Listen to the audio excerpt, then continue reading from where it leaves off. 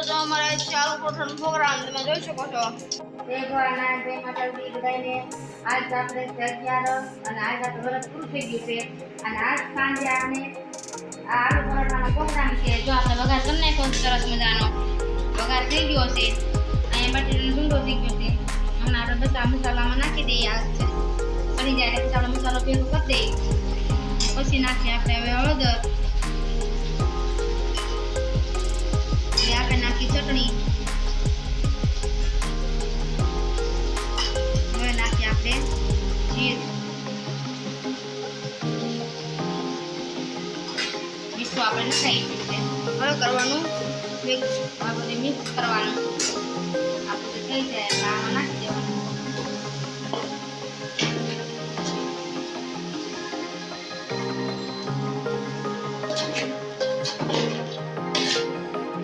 લીંબુ આપણે નખાઈ દઈએ આની અંદર।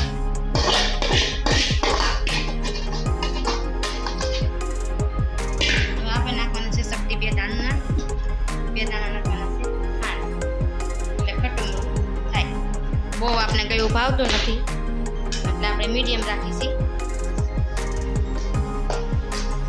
બહુ મોળો લાગે પણ થોડુંક એવું ટેસ્ટ આવે ટેસ્ટ આવે બહુ પછી આપણે કોઈ પણ નથી ભાવતું। અમને ભાવે છે થોડું ખાટું વધારે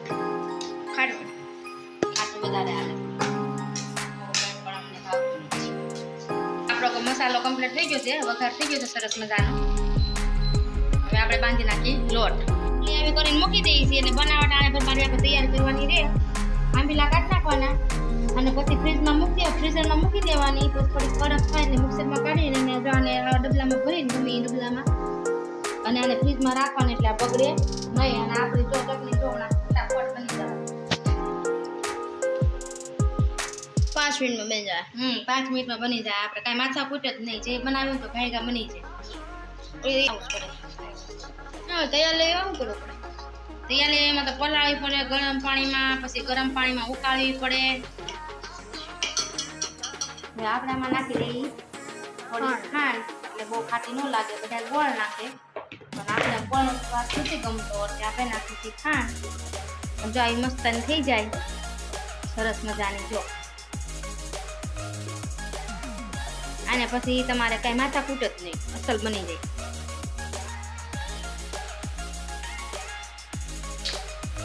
થઈ ગયું છે આપણે બીજું બનાવી તો વાળી છે ચાલો બધી જશે।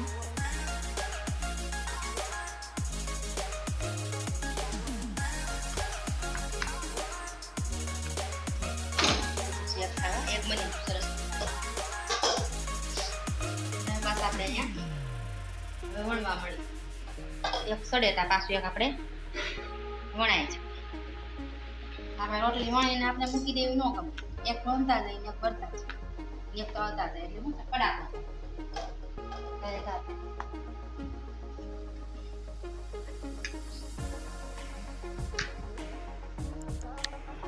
તો આવી રીતના બનાવવાનું, તળવાનું। અને આપણે છે ને આપણે ઢોસાના તવામાં કરી છીએ એટલે સરસ થાય મસ્તીના રાઈસવાળા અસલ। ઢોસાના તવામાં કરીને એટલે સરસ મજાના થાય, ડિઝાઇન વાળા થાય, દાજુ પડે અને આમાં ઉપસે હોતા મસ્ત થાય। હાલો મિત્રો, જય ભોળાનાથ। તો જો આવા આપણે બન્યા છે આવા આલુ પરોઠા, પીઝા જેવા કઈ પાછું બનીએ તો આપણી આમલીની ચટણી કોને ભાવે છે કોને કહેજો। આયાથી અમારો વિડીયો થશે પૂરો।